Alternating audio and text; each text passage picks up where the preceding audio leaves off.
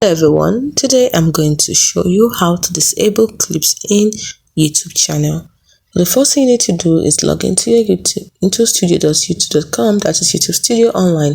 What you do is that you use your phone browser or your desktop. So once you've gotten to the website, you sign into your account.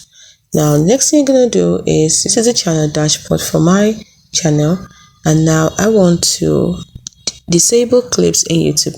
So first I'm going to do is, from the left panel here, scroll all the way down until you see settings. Now I want to show you, let me zoom it in so you can see the settings option. Here it is, then you tap on it. Now once you tap on it to open up this option, then tap on channel,